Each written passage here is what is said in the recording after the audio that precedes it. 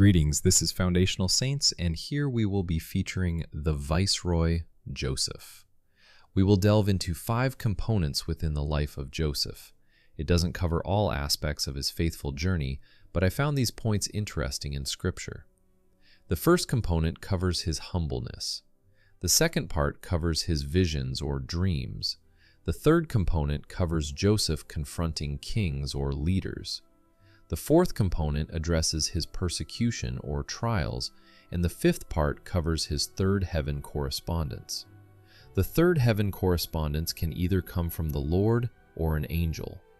The context of Joseph involves him being sold into slavery by his brothers and eventually overcoming to be second in command in Egypt during the time of great famine, and reuniting with his brothers to fulfill God's purpose. Part 1. Being humble or beloved. Joseph understands it's not his power or wisdom that gives the interpretation of dreams. Notice Genesis 41:16. So Joseph answered Pharaoh, saying, "It is not in me. God will give Pharaoh an answer of peace."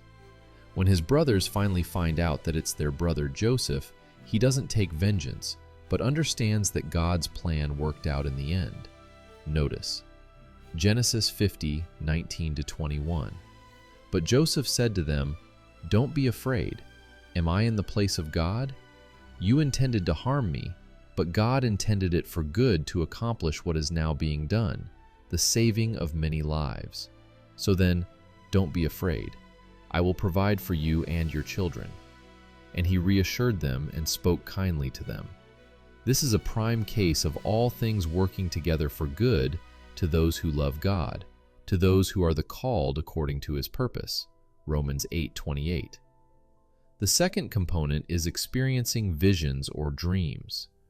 Joseph would end up having several dreams from the Lord even as early as at the age of 17.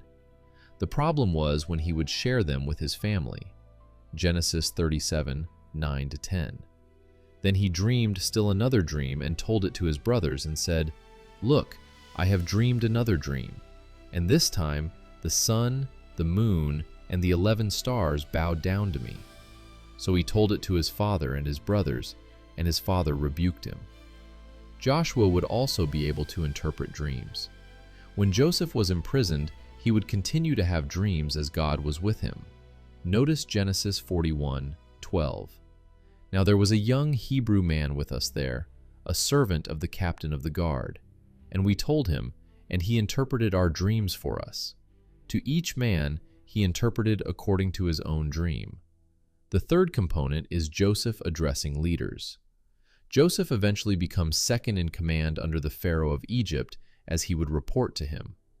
Genesis 41:46-47. Joseph was 30 years old when he stood before Pharaoh, king of Egypt.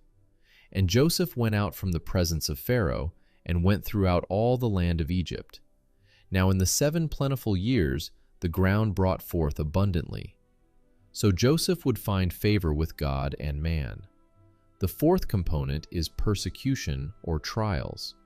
Joseph had been sold into slavery by his brothers. He had been a slave for 11 years and a prisoner for 2 years. When Joseph was in slavery, he was put in prison on false accusation by Potiphar's wife. Genesis 39:20-21. Then Joseph's master took him and put him into the prison, a place where the king's prisoners were confined. And he was there in the prison. But the Lord was with Joseph and showed him mercy, and he gave him favor in the sight of the keeper of the prison. The fifth component is the third heaven correspondence. Within Scripture, Joseph is not visited by an angel or the Lord like his ancestors, but we do find the phrase, "The Lord was with him," on 4 occasions. Genesis 39:23. The keeper of the prison did not look into anything that was under Joseph's authority, because the Lord was with him, and whatever he did, the Lord made it prosper. Fast forward to the 90s AD, and the Apostle John in vision is shown by an angel the closure of the dream that Joseph had found in Revelation 12:1-2. Now a great sign appeared in heaven, a woman clothed with the sun, with the moon under her feet, and on her head a garland of 12 stars. The 12 stars are the 12 tribes of Israel, or the 12 sons of Jacob.